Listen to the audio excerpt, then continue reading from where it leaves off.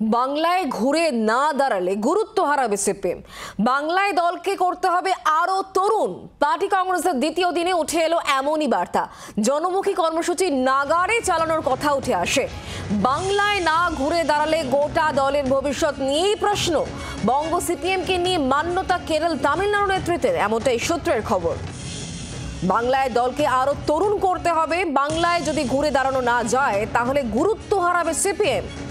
আমরা বিষয় নিয়ে আরো জানবো, কথা বলবো। মৌমিতা চক্রবর্তী আমাদের সঙ্গে রয়েছেন প্রতিনিধি টেলিফোন লাইনে। মৌমিতা, বাংলায় ঘুরে দাঁড়ানো কতটা জরুরি পার্টি কংগ্রেসের দ্বিতীয় দিনে, সেটাই কি উঠে এলো?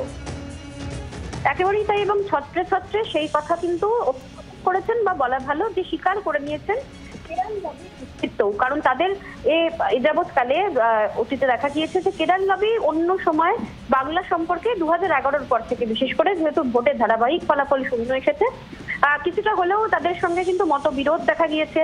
বাংলায় পার্টির লাইন নিয়ে তারা প্রশ্ন তুলছে এবং বিদ্রুপের বিষয় উঠে আসতো। কিন্তু এইবার পার্টি কংগ্রেসের নজিরবিহীন ভাবে তারা স্বীকার করে নিয়েছেন যে বাংলায় এই মুহূর্তে পরিস্থিতি জটিল, গুরুত্বপূর্ণ এবং কঠিনও বটে। এবং সেই জায়গায় দাঁড়িয়ে বাংলায় আন্দোলনের ঝাঁজ গত 3 বছরে বেড়েছে, তেমনই ছাত্র যুবর প্রশংসা উঠে এসছে।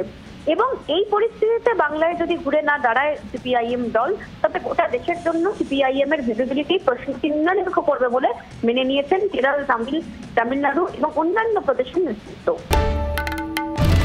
বাংলার আওয়াজ, বাঙালির আবেগ, জি 24 ঘন্টা।